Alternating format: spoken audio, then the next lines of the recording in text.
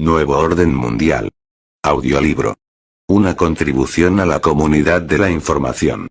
Profesor Dr. Bernd Senf, Berlín. El secreto de la banca, la creación del dinero. La crisis financiera mundial nos invita a hacer muchas preguntas. Desde hace años hemos escuchado y leído hasta la saciedad en los medios de comunicación que las arcas estatales están vacías, que ya no hay medios suficientes para cumplir con las tareas públicas, y a veces ni siquiera con las más urgentes. Pero, de repente, desde que comenzó la crisis financiera mundial, no paran de informarnos sobre algunos fondos de rescate estatales para bancos con problemas y sobre paquetes de medidas para incentivar la economía. Las cifras que se manejan superan ya la cifra de unos billones de dólares o de euros respectivamente. Un billón, estos son millones multiplicado por millones. Este tipo de programas pasan por los parlamentos con gran presión y velocidad vertiginosa. En los Estados Unidos dieron incluso al ministro de Finanzas unos cheques en blanco sin que hubiera control por parte del Congreso respecto a la utilización de estos dineros. Lo que precedió a estas medidas fue el pinchazo de gigantescas burbujas en los mercados financieros, empezando con la crisis inmobiliaria en los Estados Unidos. Los valores cayeron a pique y se esfumaron los presuntos patrimonios, así como las deudas pendientes de cobro por parte de los bancos frente a los deudores, mejor dicho, se convirtieron en papeles tóxicos camuflados con trucos fraudulentos y falsificaciones en los balances hasta que todo empezó a apestar, y ahora hay que arreglar todo con los así llamados bad banks, gastando grandes cantidades de dinero público. Cada vez más personas empiezan a preguntarse cómo fue posible que ocurriera todo esto. Pero hasta ahora, demasiadas pocas veces entraron en debate las raíces profundas de la crisis financiera mundial o la problemática de las medidas tomadas para frenarla. Para mí, desde hace años la crisis era de esperar, a diferencia de la mayoría de los expertos en finanzas y economía, así como de los políticos y de los sindicalistas que se mostraron totalmente sorprendidos. Desde hace años he hablado y escrito sobre las estructuras problemáticas de nuestro sistema monetario existente y sobre los cambios necesarios que hay que emprender, como lo demuestra la portada de mi libro Der Nebel und das Geld del año 1996, en castellano sería Los tabúes sobre el dinero.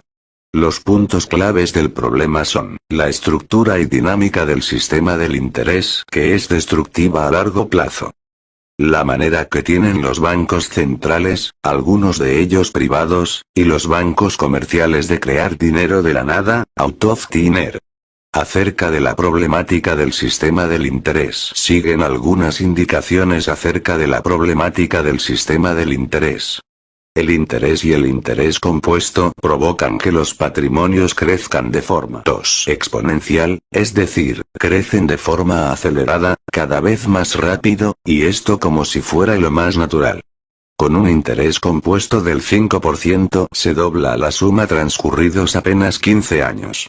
Después de aproximadamente 15, 30, 45, 60, 75, 90, 105, 120, 135, 150 años, un euro ascendería a la cantidad de 2, 4, 8, 16, 32, 64, 128, 256, 512, 1024 euros, la cifra exacta después de 150 años sería incluso más alta, 1507 euros.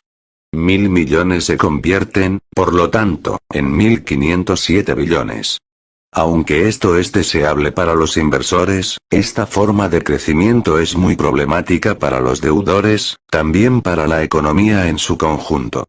Así pues, el crecimiento de los patrimonios tiene como base, y provoca, un crecimiento paralelo y con igual intensidad que las deudas de las empresas, de los hogares y del Estado dentro de un país o fuera en el extranjero. Las deudas son el espejo de los patrimonios y crecen como lo hace un tumor en el cuerpo humano. El interés es el cáncer del organismo social. Las cargas de interés crecen de forma exponencial y tienen que ser creadas cada año por el PIB. Estas no pueden ser producidas, por término medio, por los deudores porque vivimos en un mundo con recursos y mercados limitados, y un crecimiento exponencial es imposible mantener.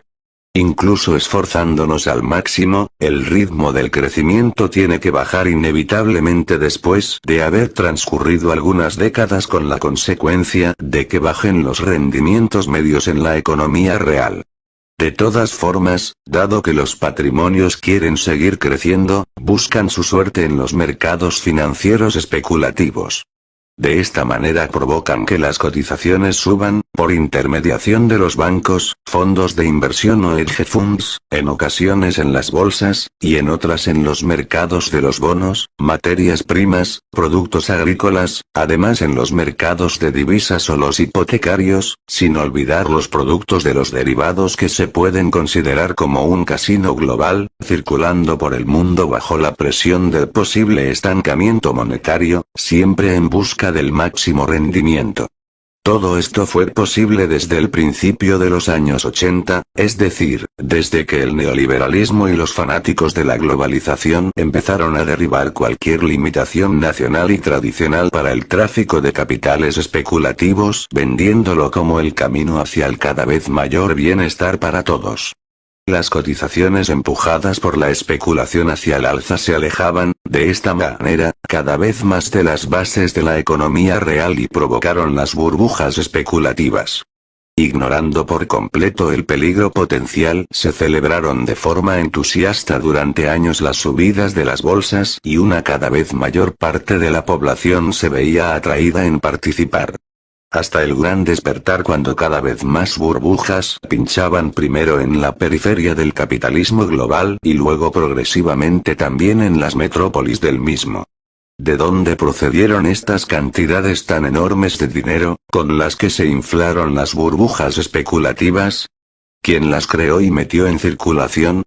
¿Dónde 3 están las fuentes de todos estos fondos de rescate y de los paquetes de medida para incentivar la coyuntura económica que ascienden en total ya a cantidades de billones de dólares o euros?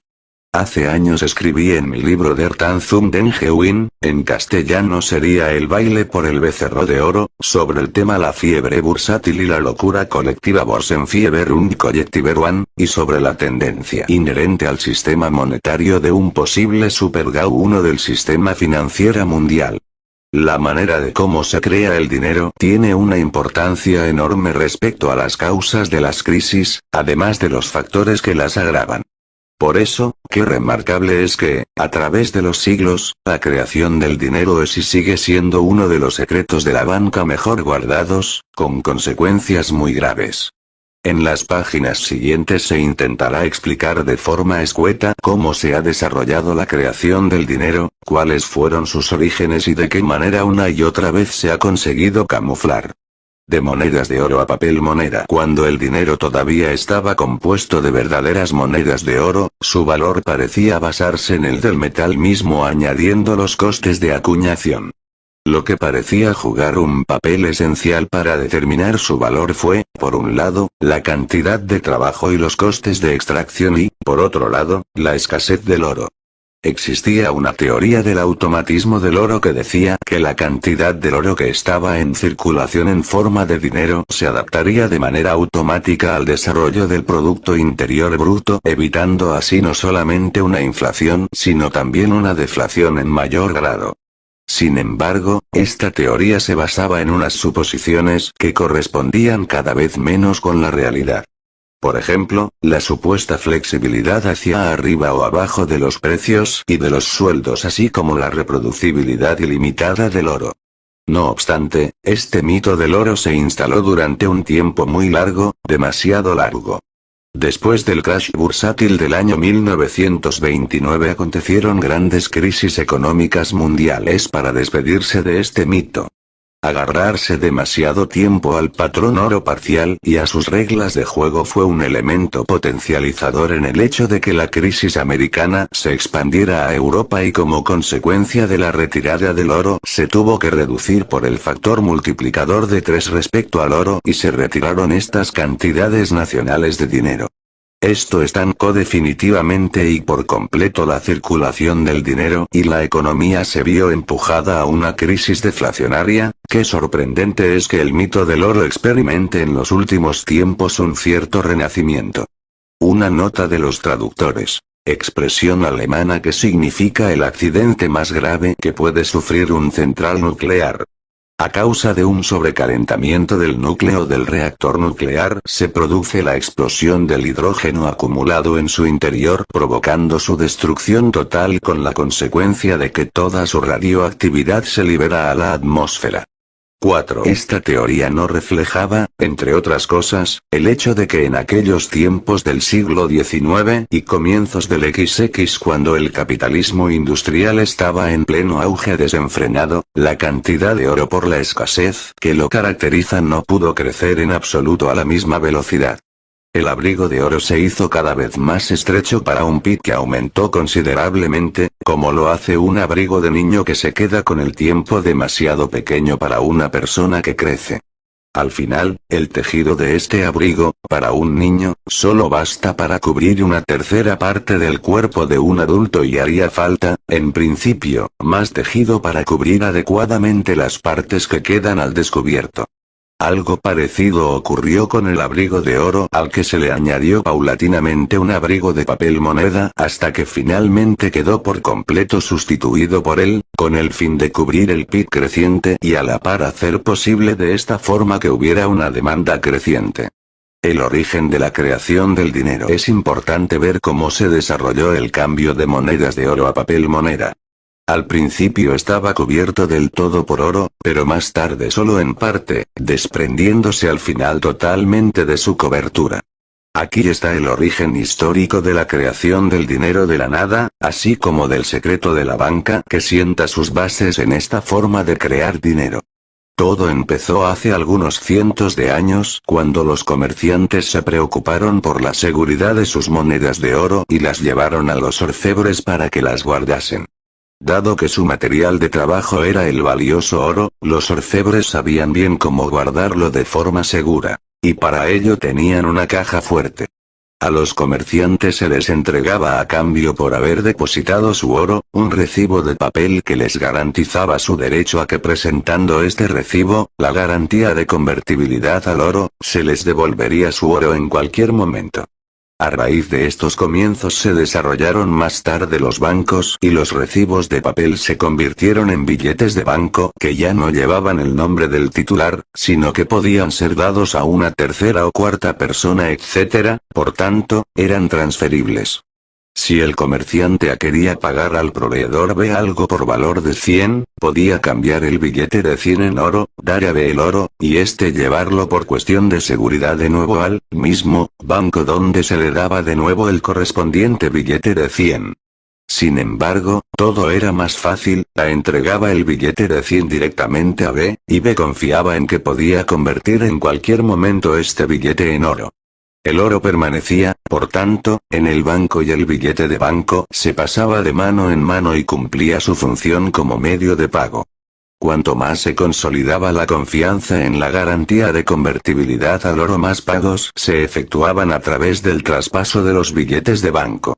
Dado que en los días normales de negocio solamente se convertía, por ejemplo, como max. Un tercio de los billetes de banco en oro, el banco podía disponer de los 2/3 restantes, es decir de una reserva de oro excedente que no le pertenecía en absoluto, sino que 5 solamente lo guardaba por una cuestión de seguridad. Sin embargo, la tentación de usar estas dos partes de oro para otros fines y hacer negocios con ello era muy grande. Una posibilidad hubiera sido prestarlo en forma de crédito a alguien, junto con el derecho a cobrar intereses, a la devolución del principal y a tener una garantía en caso de no cumplir con lo pactado. Para hacer una comparación, por ejemplo, si la consigna de un auditorio prestara a una tercera persona durante un concierto un abrigo que había sido depositado antes del comienzo del concierto, exigiendo además una tasa por este servicio, entonces entendemos enseguida que este comportamiento no es correcto. Y, ante todo, ¿qué pasaría si el visitante durante la pausa quisiera recoger su abrigo, y no está? En este momento la estafa saltaría a la vista. Pero a los bancos se les ocurrió todavía una idea mucho más genial. En vez de prestar los excedentes de oro, los utilizó como base para crear más billetes de banco, esta vez de la nada. Sobre esta base de las 2/3 partes de excedente de oro fue posible imprimir 2 billetes de banco más y meterlos en circulación, suponiendo, también en este caso, que como máximo solamente 1/3 parte de cada billete se presentaría para ser convertido en oro. De esta manera, del oro con valor de 100 nacieron 3 billetes de banco con valor de 100 cada uno, y 2 de ellos, los 2 creados por la banca de la nada, se metieron en circulación a través de crédito, con intereses, amortización del principal y garantía. Este dinero creado de la nada, los 200, que tenía el mismo aspecto que el primer billete de 100, que estaba, al principio, todavía cubierto 100% por oro, se convirtió en un derecho de cobro por parte del banco frente al deudor que tuvo que ser satisfecho, pasar a lo que pasara, aunque fuera a través del desahucio de la propiedad hipotecada.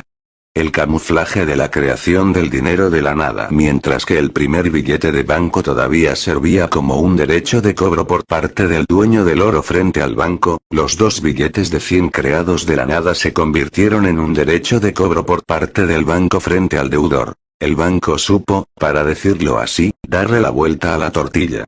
Aunque el segundo y el tercer billete del banco tuvieron un origen completamente diferente, el aspecto de los 3 billetes era exactamente el mismo. Se trataba de un engaño. Los billetes de banco creados de la nada eran iguales que el primer billete que todavía estaba cubierto por oro. Por tanto, se llama en alemán billete de banco Geldschein 2 porque solo aparenta dinero. Desde la perspectiva de la banca, esta construcción fue verdaderamente genial. Pero genial fue también esta forma de creación del dinero de la nada, y su puesta en circulación a través de intereses, principal del préstamo y garantía que no se destapó y que se mantuvo en secreto y además se consiguió que ninguna ley del Estado pudiera. Nota de los traductores. En alemán billete de banco significa Geldschein. Este sustantivo está compuesto por las palabras Geld dinero, y Schein apariencia. 6. Parar esta práctica. Una parte del camuflaje se basó en la jerga de conceptos y el desarrollo de un lenguaje técnico que no fue entendido ni por el ciudadano de a pie ni tampoco por la mayoría de los políticos. Finalmente, este tipo de negocio de los bancos se normalizó de tal forma que ya nadie se preguntó más cómo se llevaba a cabo y si era realmente legítimo.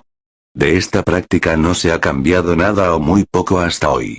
Creación del dinero y crecimiento económico. Hans Christoph Insuanger. Para la economía en su conjunto es importante el hecho que a raíz de este cambio del sistema patrón oro íntegro al patrón oro parcial del papel moneda aumentó la cantidad de dinero en circulación, y esto en mucho mayor grado que si el sistema monetario hubiera quedado en el marco del patrón oro íntegro. Esta expansión monetaria provocó un mayor desarrollo en la producción industrial y despertó potenciales de producción hasta entonces desconocidas. Por lo tanto, la creación del dinero no solamente hizo posible un mayor crecimiento económico, sino que lo impulsó de forma activa.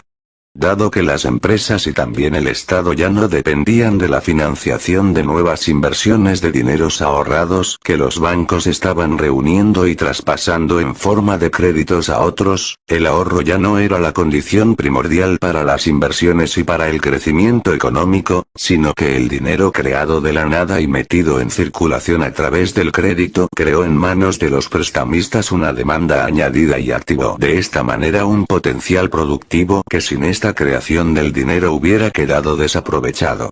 Solo cuando la cantidad de dinero creado supera el potencial productivo se corre el riesgo de una inflación. Si lo vemos desde este punto de vista, se podría atribuir al sistema bancario el mérito de haber contribuido de forma esencial con la creación del dinero al gran empuje de liberar las fuerzas productivas. Sin la creación del dinero la magnitud de este empuje no hubiera sido posible. De esta forma se nos presentó a menudo, lleno de elogios. El sistema bancario ha puesto a disposición la liquidez necesaria para el crecimiento económico. Pero solo y muy raras veces se plantea la pregunta respecto a la influencia y al poder de los bancos, de cómo y, además con qué consecuencias todo esto fue posible. Lo que se plantea todavía menos es si hubieran podido existir otras alternativas ligadas con menos aspectos problemáticos. Hans Christoph Wiesenhuber es uno de los pocos economistas que mostró con su espíritu crítico la relación que existe entre la creación del dinero y el crecimiento económico. Aunque se reconozca el papel de los bancos, queda algo muy problemático no solo en esta forma de crear el dinero, sino también en el secreto creado y guardado durante siglos. Nada puede justificar el hecho de que el dinero creado de la nada, ligado a intereses, principal del crédito y garantía, sirva como base para tener el derecho a cobrar sin piedad la deuda. En contra de lo que parece, el sistema bancario no genera de esta manera unos valores nuevos, sino que se trata más bien de la elaboración de títulos legales, derechos demandables legalmente, que mediante ellos absorben o, en ocasiones, se apropian de unos valores que han sido elaborados por sectores de la economía nacional o mundial, por ejemplo, en forma de mercancías y servicios reales. Con la creación del dinero de la nada, el sistema bancario se apodera de un papel que no le corresponde y que supera con creces el mero hecho de traspasar los dineros ahorrados con fines crediticios. Lo increíble es que en los últimos 250 años casi nadie se ha dado cuenta de esto, ni siquiera la mayoría de los economistas. La creación del dinero, un tema clave silenciado en muchas teorías económicas. En la teoría clásica de la economía de Adam Smith e incluso todavía en la teoría de la plusvalía de Carlos Marx, el dinero está considerado como si fueran monedas hechas de oro o también como papel moneda cubierto 100% por reserva oro. Según estas teorías, las inversiones solamente son posibles a base de dineros ahorrados anteriormente o de la existencia de patrimonios. Carlos Marx habla de acumulación de capital, que aunque ya en la época de Adam Smith lo pensaban, se practicaba la creación de papel moneda de la nada a gran escala, y esto desde hace tiempo. En Inglaterra incluso existía desde el año 1694 el Banco de Inglaterra, que fue un banco central con el privilegio de crear papel moneda. Este banco jugó un papel enormemente problemático en la historia del dinero y en todas las conquistas coloniales británicas. Respecto a este rol, no hubo apenas críticas, y si alguien lo hacía, como David Ricardo al principio del siglo XIX, se producía un silencio total sobre estos comentarios. Alrededor del Banco de Inglaterra y de su forma de crear dinero, además de la interrogativa de quiénes eran sus accionistas, se formó una gran nebulosa, un secreto que compartía con muchos de los bancos centrales o bancos nacionales que se fundaron más tarde. La aparición del Banco de Inglaterra como un banco central privado camuflado como un banco central estatal. En contra de su apariencia, el Banco de Inglaterra fue fundado por William Paterson como banco privado. A este banco el rey Guillermo III de Inglaterra le concedió el privilegio de imprimir y emitir el medio de pago legal. Sobre la base de unas reservas de oro que habían sido proporcionadas al Banco de Inglaterra a cambio de la emisión de acciones, se creó X veces más papel moneda que se metió en circulación mediante créditos y ligados a un interés. De esta forma, se proporcionaba también al presupuesto estatal del rey nuevas cantidades de dinero. El rey se había encontrado en una situación dramática de escasez de dinero, por eso, dio su visto bueno a este plan de Paterson. Lo absurdo de todo esto fue que el rey, y más tarde el Estado en general, tuvieron que endeudarse con un dinero ligado a un interés frente a un banco central privado con la consecuencia de caer en la dependencia del Banco de Inglaterra al que él mismo había otorgado antes el privilegio de la fabricación del dinero. 8. Incluso todavía hubo algo más absurdo en todo esto porque bajo estas premisas el dinero que se añadió al circuito económico solo entró en circulación vía crédito y deuda, por ejemplo entre otros a través de un creciente endeudamiento del Estado. En principio, en un sistema monetario basado en créditos e intereses, la devolución de la deuda del Estado no sería posible en absoluto dado que se reduciría el volumen de dinero en circulación debido a la cantidad de dinero que se devuelve, lo que provocaría una deflación en la economía.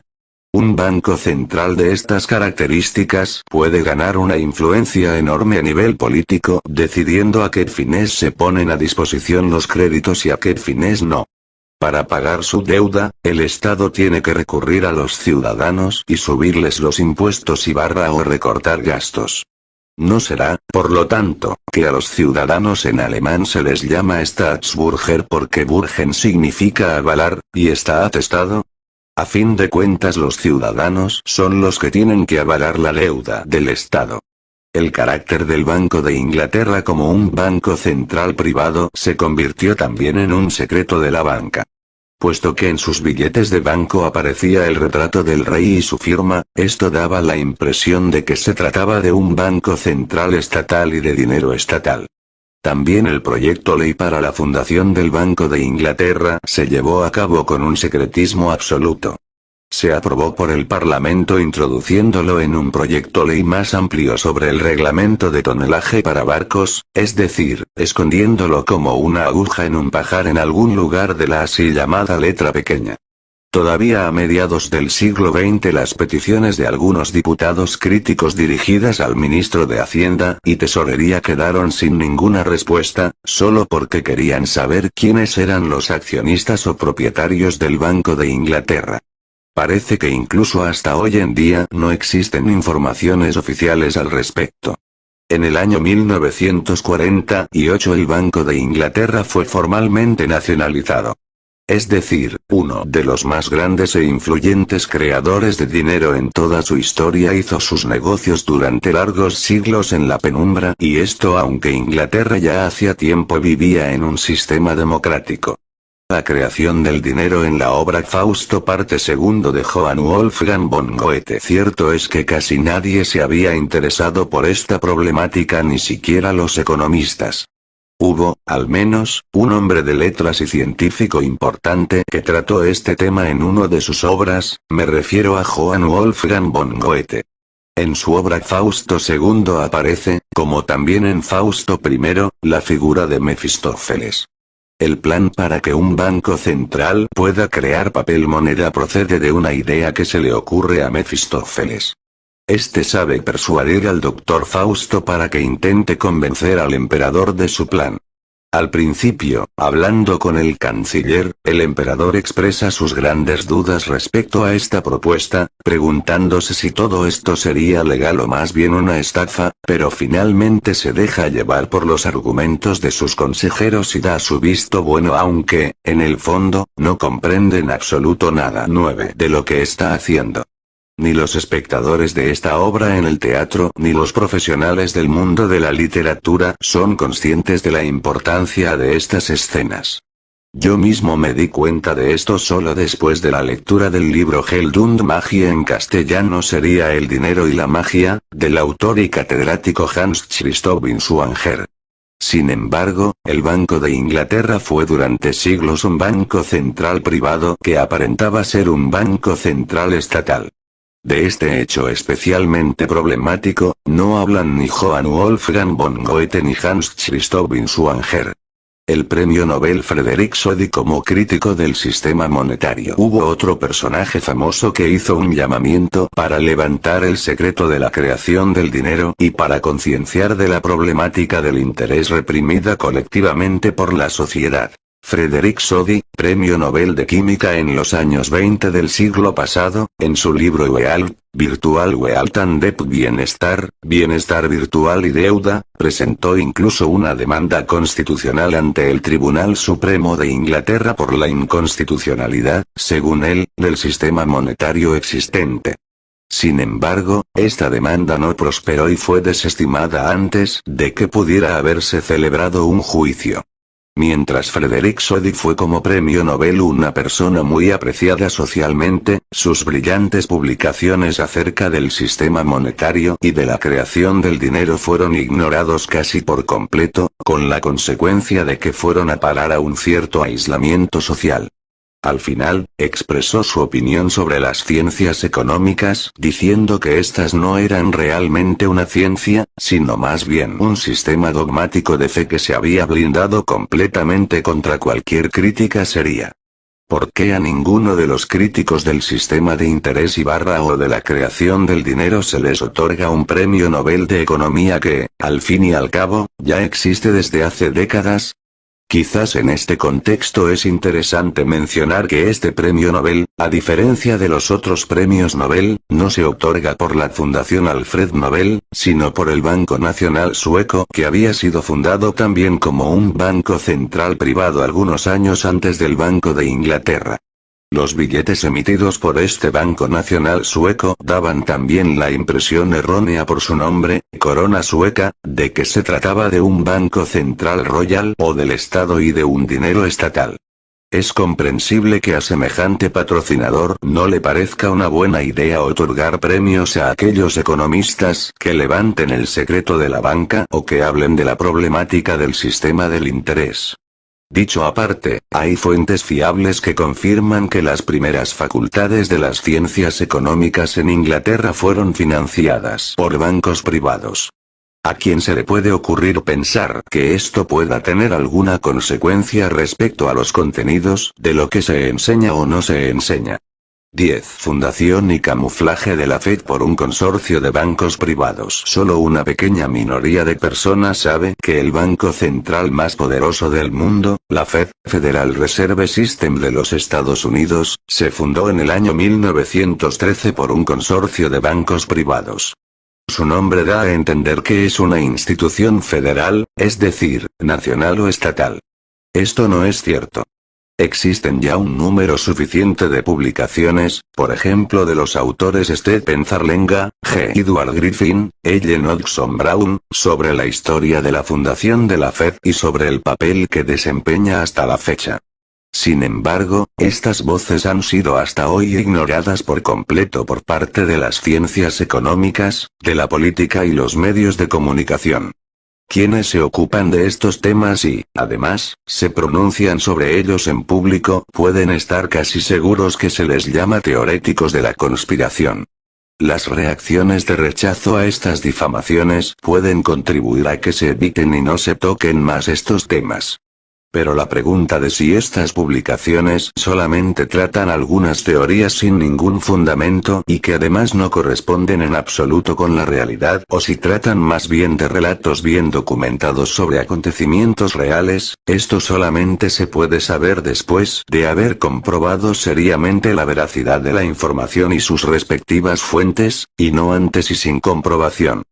Que se tilden determinados puntos de vista como teorías de la conspiración es la muestra de una actitud muy poco científica, además, repleto de prejuicios. Al fin y al cabo, podría tratarse de conspiraciones reales, por tanto, destaparlas sería enormemente importante para la sociedad. Volvamos a los tiempos cuando se fundó la Fed. Sorprende cómo fueron los preparativos para el proyecto ley por parte de unos representantes del más alto rango de bancos privados en la isla de Jekyll. A algunos periodistas que mostraron su curiosidad por esta reunión tan extraña se les comunicó que se trataba de la celebración de una caza de patos, y efectivamente, los participantes estaban disfrazados de cazadores de patos. También llama la atención que el día de la aprobación de esta ley en el Congreso norteamericano, 23 de diciembre de 1913, 2 días antes de Navidad, los diputados que aunque estando físicamente presentes se encontraban con sus pensamientos en las vacaciones navideñas. Además, existieron algunos engaños por parte de los promotores de este proyecto ley para conseguir los votos de los diputados. Se aprobó el acta de la Fed, Federal Reserve Act, con la consecuencia de que el Congreso dejó de tener la competencia del abastecimiento a la economía con dinero, una violación de la propia Constitución americana. Por tanto, este acontecimiento es de suma importancia que algunos presidentes en la historia de los Estados Unidos habían advertido seriamente para que no ocurriese justamente esto. Sin embargo, hasta hoy, y también en nuestro país, Alemania, nos quieren dar a entender que la Fed es una institución estatal. Cierto es que la Fed mantiene una fachada estatal, pero las posibilidades reales de control e influencia por parte de las instituciones estatales son casi nulas. El rol problemático de la Fed debido a la cesión del privilegio de la creación del dinero a la Fed del Estado americano cayó en una cada vez mayor dependencia de este sistema monetario que crea el dinero de la nada en forma de créditos y tuvo que endeudarse con un dinero ligado a un interés, con la consecuencia de tener que encontrar medios para conseguir pagar la carga de la deuda que aumenta año tras año. No es de extrañar que casi al mismo tiempo de la fundación de la Fed se implantó en los Estados Unidos el impuesto sobre la renta. Con esta recaudación al Estado se le daba la posibilidad de recurrir de forma eficaz a los contribuyentes en su necesidad de atender ante todo el servicio de la deuda.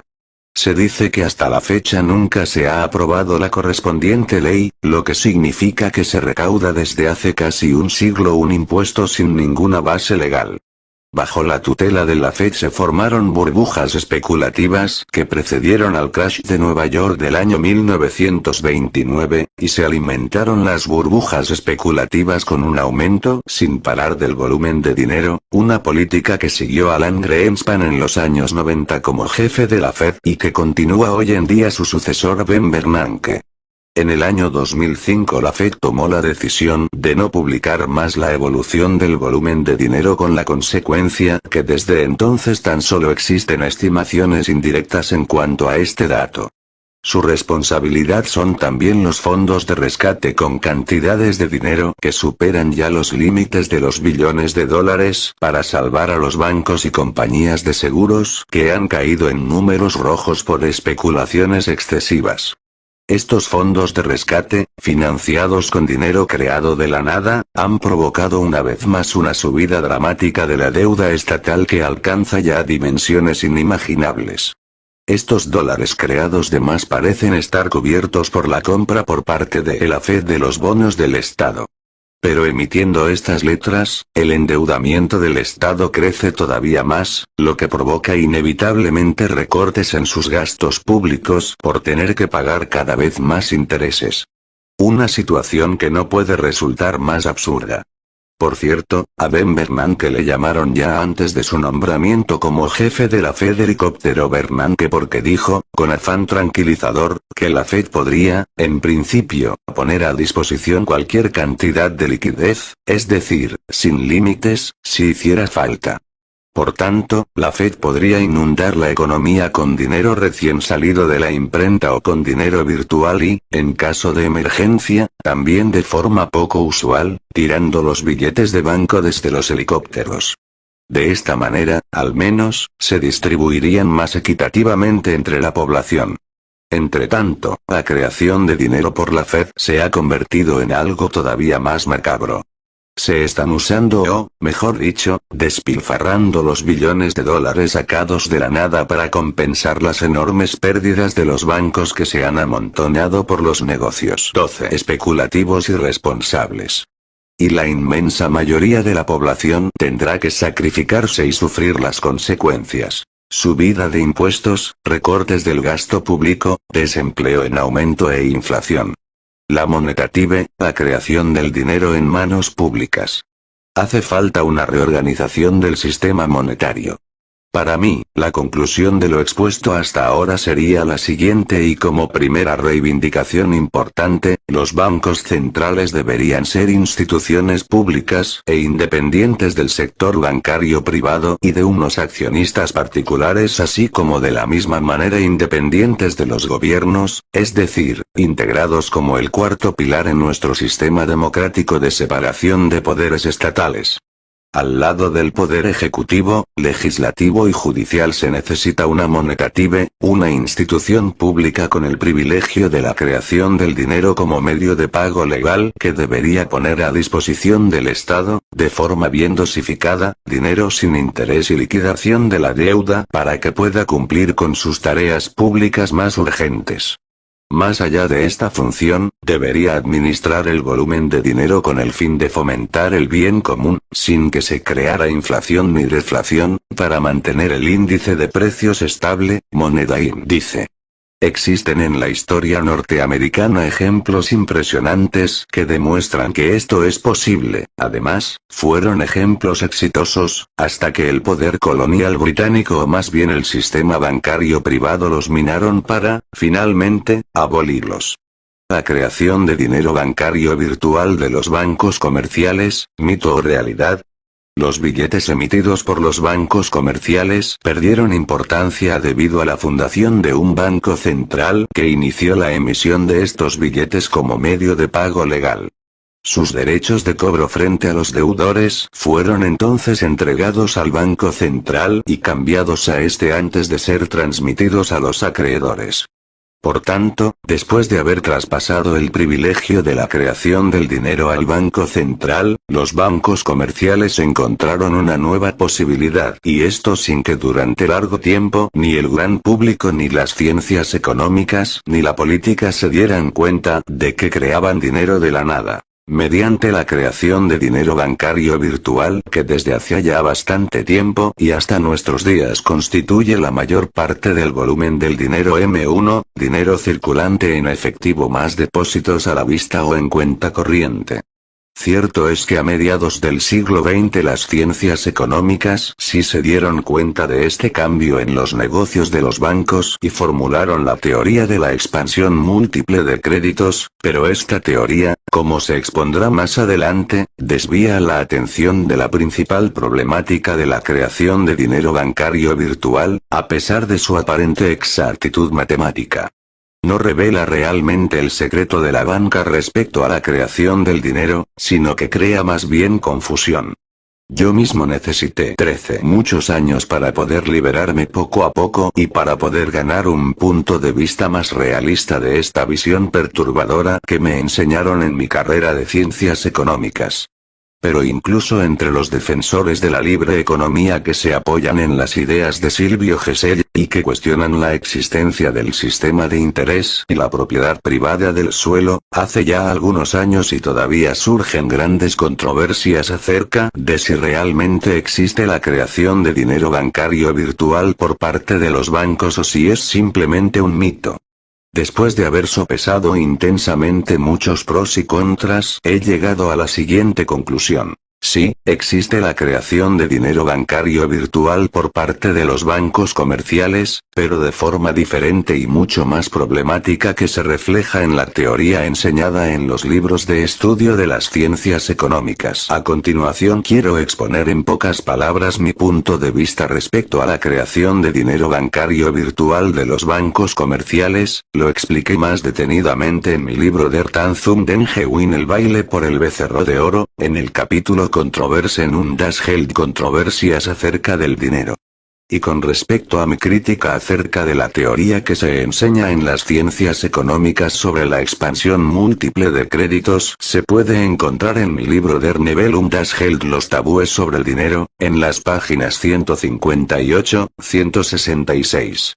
Del dinero en efectivo al dinero bancario virtual. La relación, hoy en día, entre el dinero en efectivo, del Banco Central, y el dinero bancario virtual de los bancos comerciales es muy parecida a la de las monedas de oro y de los billetes de banco, de antaño.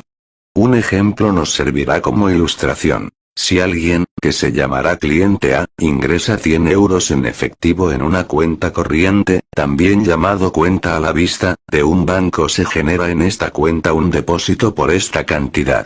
Dado que el cliente del banco puede, según lo establecido, disponer de este dinero en cualquier momento, es decir, sacarlo en efectivo o hacer una transferencia a otra cuenta, y puesto que se ha originado un depósito a través de un ingreso real, se habla de depósito a la vista a diferencia de depósitos de ahorro que están sujetos a compromisos de permanencia. Este primer ingreso o depósito a la vista está todavía cubierto 100% por dinero en efectivo. Si ahora el cliente A quiere pagar 100 euros al cliente B, supongamos que tienen la cuenta en el mismo banco, entonces podría retirar la cantidad de su cuenta corriente, dársela en efectivo a B y B podría ingresarlo en el mismo banco en su cuenta corriente, generando un depósito a la vista de 100 euros. Este proceso, sin embargo, es mucho más complicado que si hace una transferencia desde su cuenta directamente a la cuenta de B, sin que A saque antes la cantidad y sin que B la ingrese en efectivo. La condición de que se haga de esta forma es que B acepte la transferencia como pago. Lo hará si confía en que puede sacar en efectivo este depósito a la vista en cualquier 14 momento o en que puede disponer de ello vía transferencia o tarjeta bancaria. Para llevar a cabo una transferencia, el banco no necesita mover ningún dinero en efectivo, sino solamente realizar un traslado a otra cuenta, cargar el importe de la cuenta de A y contabilizarlo a favor de la cuenta B. Antes se apuntaron estos movimientos realmente en los libros de los bancos, por eso existe en alemán el término Buchgeld, literalmente dinero de libro, y en castellano dinero por anotación contable, que significa lo mismo que dinero bancario virtual. Supongamos que los pagos sin efectivo se han extendido de tal forma que solamente se saca en efectivo, por ejemplo, una tercera parte como máximo de los depósitos a la vista de las cuentas corrientes. Para este supuesto caso, el banco tiene que tomar precauciones y guardar la correspondiente reserva en efectivo para poder cumplir con la garantía de convertibilidad a dinero en efectivo. Las 2/3 partes de los 100 euros ingresados inicialmente por A quedan por tanto como reserva de excedentes. En principio, estos 100 euros pertenecen a A y deberían pertenecer a B una vez efectuada la transferencia a su cuenta. Estos 100 euros deberían ser guardados 100% en efectivo en la caja o en la caja fuerte del banco. Entonces hablaríamos de una cobertura 100% o cobertura íntegra de dinero bancario virtual por dinero en efectivo. Las bases para la creación de dinero bancario virtual de la nada. A la banca se le podría haber ocurrido la idea de usar las 2/3 partes de la reserva de excedentes para otros fines, siempre confiando en que nadie sacaría del banco esta cantidad en efectivo, es decir, se almacenaría sin ser usada. Entonces podría prestar en forma de crédito estos 66 euros en efectivo a terceros, con intereses, liquidación del préstamo y garantía, para ganarse algún dinero extra. Pero se le ocurrió algo mejor y fue utilizar las 2/3 partes como base para la creación de 2 veces la cantidad de 100 euros de la nada que concedía en forma de créditos a C y D apuntándolos en sus cuentas corrientes. En el supuesto caso de que se retirase del banco como máximo una tercera parte de estos depósitos a la vista, bastaría la reserva de excedentes de 66,66 euros, 2 veces la cantidad de 33,33 euros. Donde antes a través de un ingreso en efectivo de 100 euros solamente se generaba un único depósito a la vista de esta cantidad, ahora se han generado 2 depósitos a la vista de más de 100 euros cada uno, y esto únicamente por los apuntes contables correspondientes a favor de las cuentas de C y D. Por un lado el banco se compromete frente a C y D a convertir en cualquier momento estos depósitos en efectivo o a realizar las correspondientes transferencias que aparecerían en el balance del banco en la parte pasiva, por otro lado dispone de un derecho de cobro frente a los deudores de C y D exigiendo que paguen los intereses y que liquiden el crédito y esto aparecería en el balance del banco en la parte activa. Con esta operación las 2 partes del balance del banco se amplían por la misma cantidad, ampliación del balance. Debido a la creación de dinero bancario virtual de la nada, 15 el banco ha aumentado la cantidad inicial de 100 euros en 300 euros, añadiendo sobre la base de 100 euros en efectivo una cantidad de 300 euros, 3 veces mayor, de dinero bancario virtual. Esto significa para la economía en su conjunto que al lado del dinero creado por el Banco Central se añaden grandes cantidades de dinero creado por parte de los bancos comerciales. Aunque jurídicamente el dinero bancario virtual, todavía, no está considerado como medio de pago legal, sino solamente como un mero derecho de convertibilidad a dinero en efectivo, para el circuito económico en su conjunto aparenta desde hace mucho tiempo como si fuera dinero hecho por el Banco Central porque se puede comprar con este dinero bancario virtual mercancías y servicios, crea demanda del BIP, así como pagar deudas fiscales y otras deudas, la definición oficial de volumen de dinero M1 engloba la correspondiente suma de dinero en efectivo y dinero bancario virtual. Vimos el ejemplo de un banco, las transferencias internas y las concesiones de créditos. Estas operaciones se complican un poco cuando se trata de transferencias externas. Aunque el fondo no cambia mucho.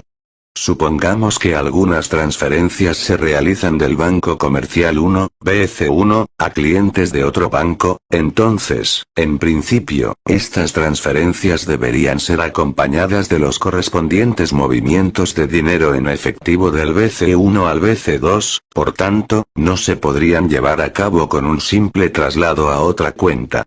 Sin embargo, habrá también transferencias en el sentido opuesto que aumenten en número cuanto más grande sea el banco y cuantos más clientes tenga. Así pues, solamente habrá que mover cada día la cantidad de dinero en efectivo del saldo restante entre los dos bancos.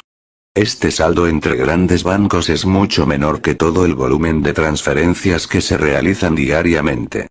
Si los grandes bancos crean aproximadamente las mismas cantidades de dinero bancario virtual, más grande será su margen de maniobra. Los bancos pequeños, por tener menos clientes, están bastante más limitados en lo que se refiere a la creación de dinero bancario virtual porque realizan en mayor grado transferencias a cuentas externas y reciben muchas menos transferencias por parte de otros bancos. Límites de la creación de dinero bancario virtual. Al principio de los años 30 del siglo pasado la relación entre el dinero en efectivo y el dinero bancario virtual era 1:10. En cuanto se expandió más la forma de pago sin efectivo, tarjeta bancaria etc., esta relación puede aumentar aún más, por ejemplo, subir a 1:20 o 1:40, si no se implantan límites legales. Una posible limitación son las reservas mínimas legales que los bancos centrales pueden exigir en algunos países a los bancos, y que, además, pueden, en el marco de la así llamada política de la reserva mínima, en mayor o menor grado, limitar el volumen de la creación de dinero bancario virtual. Sin embargo, en los países donde se introdujo o donde se está 16 empleando este instrumento político monetario, la cuestión no es impedir por completo la creación de dinero bancario virtual, sino solamente limitarla. Otra posible limitación son las restricciones legales al conceder créditos relacionando el número de concesiones con el capital propio de los bancos. Sin embargo, un cambio legal en la cuota del capital exigido puede cambiar los márgenes anteriores de forma repentina en una u otra dirección en la creación de dinero bancario virtual y provocar que colapsen los sistemas bancarios de países enteros cayendo en una profunda crisis. Este tipo de reglamentaciones se convierten especialmente en algo problemático si se imponen globalmente y sin que se tenga en cuenta las condiciones y características particulares de cada país. Por ejemplo, el Banco Internacional de Pagos situado en Basilea, una especie de banco central de los bancos centrales, desapercibido por el gran público, actúa y toma sus decisiones en este sentido. Acerca de la problemática de la creación de dinero bancario virtual. El secreto de la banca respecto a la creación del dinero esconde la problemática que consiste en que los bancos exigen de los deudores intereses y liquidación de la deuda por una cantidad de dinero que ellos mismos crean de la nada, y en caso de incumplimiento pueden recurrir a la propiedad hipotecada, como, por ejemplo, inmuebles, y subastarla de forma forzosa. De esta manera convierten a los deudores excesivamente endeudados literalmente en gente sin techo a los que se les quita su base existencial.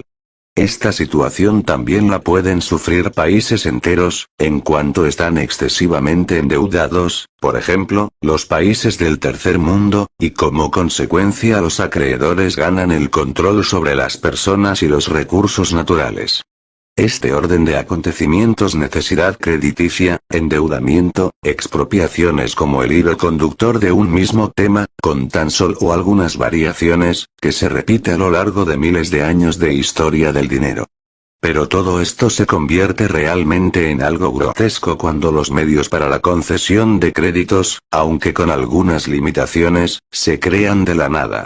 Se podría resumir esta problemática y decir: Con dinero creado por ellos mismos, compran el mundo. De esta manera los bancos contribuyen a que los derechos de cobro de las grandes fortunas, que crecen de forma exponencial, se puedan cumplir, y esto a través de un endeudamiento que estará creciendo también de la misma forma. Para este objetivo los bancos ponen cada vez más créditos disponibles, atrayendo y empujando a los posibles deudores a caer en la trampa de la deuda, de modo que un número creciente de ellos tienen que quebrar. Esta tendencia se encuentra inherente en el sistema de interés existente, y combinada con la creación de dinero de la nada del sistema bancario. En el caso de que no se puedan cumplir los derechos de cobro y que los créditos no recuperables provoquen que los bancos caigan en números rojos existen 17 hoy en día los fondos de rescate estatales. Para ello, los bancos centrales crean la cantidad necesaria de dinero de la nada poniéndola a disposición de los estados para que se endeuden todavía más y así llegan hasta la bancarrota del estado o la hiperinflación. Estas serían tan solo dos formas posibles de este desenlace. Pero existe otra problemática que hay que tener muy en cuenta a la hora de tratar el tema de la creación de dinero bancario virtual. El sistema monetario en su conjunto está construido bajo estas premisas y sobre fundamentos extremadamente frágiles e inestables. Si se reduce por cualquier razón la base fina de dinero en efectivo de los bancos comerciales, entonces hay que reducir también drásticamente los créditos que se construyeron sobre esta base en forma de depósitos a la vista. Suponiendo que la proporción es de 1:10, entonces, la masa monetaria se encogería 10 veces más que la cantidad de dinero que sale del banco. Esto origina una contracción del crédito del sistema bancario, un fenómeno que es últimamente muy lamentado, pero al mismo tiempo poco entendido. Con este escenario de fondo se entiende también por qué no solamente los bancos, sino también los gobiernos tienen tanto miedo a que los clientes de los bancos retiren en masa su dinero. Si todos los titulares de cuentas a la vista de un banco quisieran sacar al mismo tiempo su saldo bancario en efectivo, saldría a la luz de forma dramática que su dinero no está en absoluto en el banco o solamente una mínima parte. El banco en cuestión tendría que cerrar sus puertas, y correría el peligro de que los clientes del banco de otras entidades sacaran también su dinero con el mismo resultado. Si la situación llega a este extremo ya no sirven los fondos de garantías de depósitos o garantías estatales. Esta situación es parecida a la actuación de los bomberos cuando luchan contra incendios aislados, pero están desamparados cuando se trata de un incendio de propagación incontrolable. Sobre este fundamento tan problemático está construido nuestro sistema monetario y esto globalmente. Sin embargo, durante muchos años casi nadie ha querido saber nada de este potencial tan peligroso que ya hice hincapié en mi libro Der Tanz um den Gewinn, el baile por el becerro de oro. La teoría sobre la creación múltiple de créditos, una nebulosa teoría que no aclara nada. ¿Por qué no contribuye la teoría sobre la creación múltiple de créditos de las ciencias económicas a la comprensión real de la creación del dinero bancario virtual y su problemática? Esta teoría ha desarrollado modelos con los que se camufla la creación de dinero bancario virtual de la nada y, además, engaña con sus fórmulas matemáticas exactas, tapando de este modo sus grandes lagunas en cuanto a sus contenidos. Mediante un ejemplo voy a dar ahora a conocer su argumentación. Inicialmente hay un ingreso de 100 euros en efectivo en una cuenta corriente. Guardando, por ejemplo, una tercera parte como reserva mínima, pues podría haber una retirada en efectivo o para cumplir con las normas legales que obligan a tener una reserva mínima, las 2/18 terceras partes restantes del dinero en efectivo se prestarían en forma de crédito a otra persona. Esta persona emplearía este crédito para crear una demanda y compraría algo a otra persona y ésta a su vez ingresaría su ganancia en efectivo en su cuenta corriente del banco.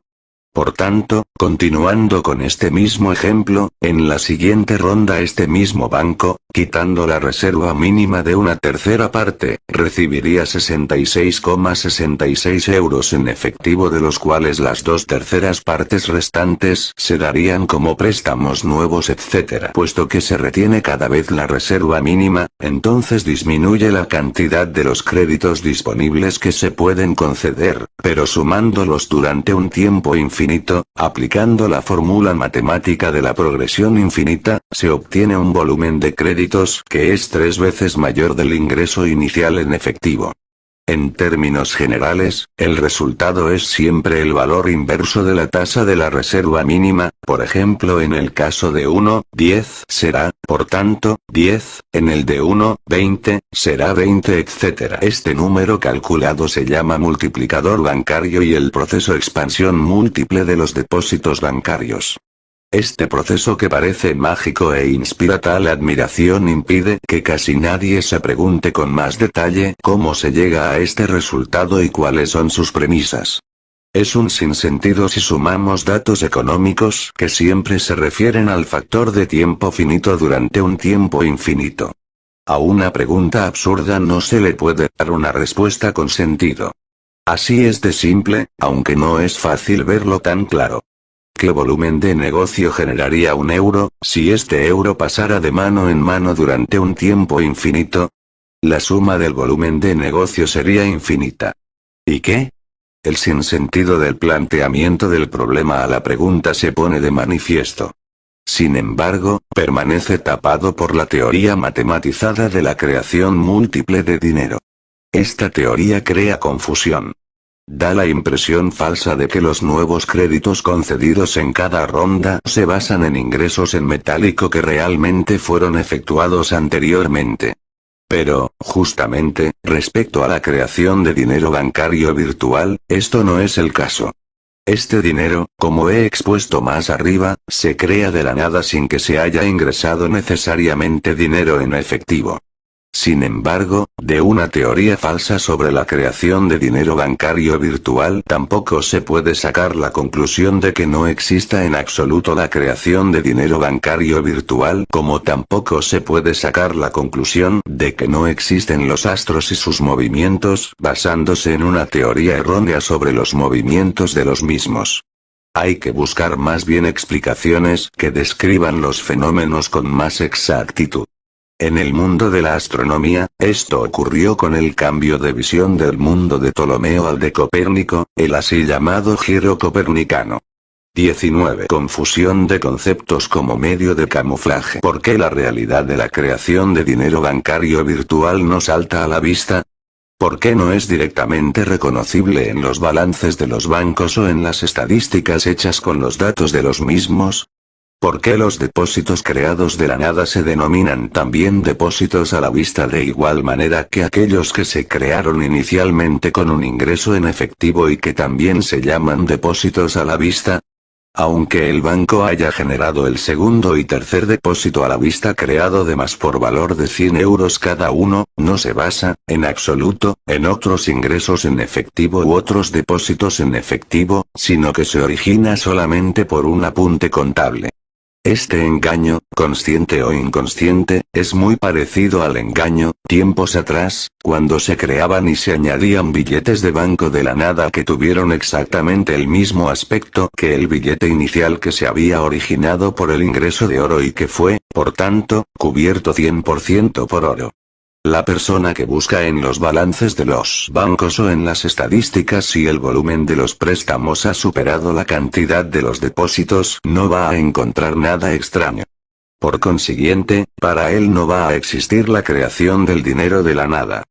Pero que se escondan detrás del concepto de depósito a la vista también saldos en cuenta que no se basan en absoluto en depósitos realmente realizados, este hecho queda tapado por una nebulosa y, junto con esto, todo el asunto increíblemente escandaloso en relación al secreto de la banca que se formó alrededor de la creación del dinero y con todo lo que se esconde detrás.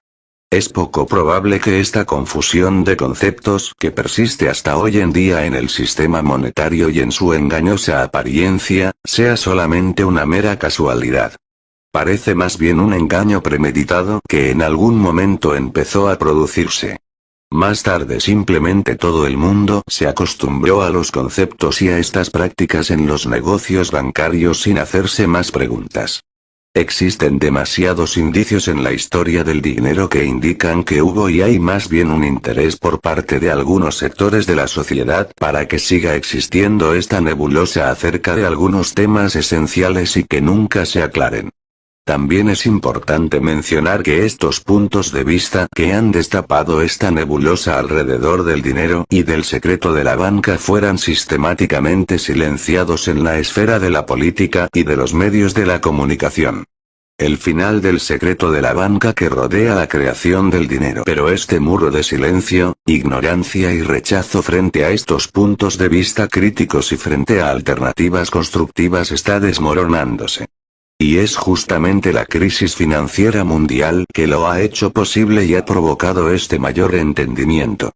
En mayor medida se buscan voces y fuentes que fueron olvidadas, ignoradas o tapadas como, por ejemplo el libro con el título 100% Money 100% Dinero, del mundialmente conocido teórico de dinero Irving Fisher de los años 30 del siglo pasado. Este economista es apreciado y valorado en los libros de las ciencias 20 económicas ante todo por su teoría de la cantidad del dinero, volumen mercantil X nivel del precio igual masa monetaria X velocidad de circulación del dinero, pero no por sus ideas innovadoras acerca de la reforma de la creación del dinero. Irving Fisher llegó a la conclusión de que la creación del dinero no debería estar en manos de la banca privada, sino en manos de un banco central que tiene que ser estatal. Resumió su punto de vista con la siguiente frase: ¿nacionalización del dinero? ¿Sí? ¿De los bancos? No. Otro libro innovador respecto a la creación del dinero procede del señor Rolf Gotz del año 1974 con el título Kritische Betrachtung zur Nationalen und Internationalen Geldordnung, observaciones críticas acerca del orden monetario nacional e internacional. Este autor fue miembro durante largos años del Consejo Directivo del Banco Central Alemán y muestra de forma muy clara en este libro, entre otras cosas, la estructura y problemática de la creación de dinero bancario virtual, además de proponer medidas para una transición suave hacia un sistema monetario en el que la creación de dinero bancario virtual de la banca privada ya no exista. Para terminar, hago hincapié en otra publicación más reciente de los autores Joseph Huber y James Robertson Geldschöpfung auf öffentlicher Hand, la creación del dinero en manos públicas. Estos autores analizan detalladamente la creación de dinero bancario virtual y su problemática para después indicar pasos concretos en dirección hacia una reforma denominada reforma del dinero íntegro. Con esta reforma el dinero bancario virtual, a igual que hoy en día el dinero del Banco Central, se convertiría en pleno dinero o dinero íntegro y se declararía medio de pago legal. El sector de la banca privada ya no llevaría la administración del dinero bancario virtual, y se entregaría, por tanto, a un banco central estatal. Esta institución sería por un lado independiente del sistema bancario privado y de sus accionistas particulares y por otro independiente de los gobiernos, lo que yo llamo la monetative. Parece que el secreto de la banca sobre la creación del dinero se está destapando. Pronto cada vez más personas entenderán de qué forma están hechos los nuevos dineros del emperador III. De un gran engaño. Es de esperar que esta transición se desarrolle de forma pacífica hacia un sistema monetario sostenible a largo plazo y comprometido con el bien común para que el mundo se salve y se puedan evitar en el futuro parecidas crisis y catástrofes como las actuales. Este artículo se publicó por primera vez en alemán en el año 2009. 3 Nota de los traductores. En alusión al cuento La nueva ropa del emperador de Hans Christian Andersen. 21 www.bernsenf.de. En esta página web hemos traducido al castellano 3 conferencias sobre este tema. Libros de Bernd Senf, entre otros. Der Nebel das Geld de 1996, Los tabúes del dinero. Die Blinden Flecken der Ökonomie 2001, Las lagunas en las teorías económicas. Der Tanz um den Gewinn 2004, El baile por el becerro de oro. Otra literatura. Irving Fisher. 100%, Held original en inglés. 100%, Money Joseph Uber / James Robertson. Held's Shop Funnin of Englisher Han original en inglés, disponible en versión PDF. Creating New Money, a Monetary Reform for the Information Age. Hans Georg Binswanger. Held und Magie, el dinero y la magia. Rolf Gotst. Kritische Betrachtungen zur nationalen und internationalen Geldordnung. Observaciones críticas sobre el sistema monetario nacional e internacional. Frederick Soddy. Wealth, Virtual Wealth and Debt Steppenzahllenga. Der Mythos von Held, die Geschichte der Macht original en inglés. The Lost Science of Money. The Mythology of Money, The Story of Power. G. Edward Griffin. Die Creature von Jekyll Island original en americano.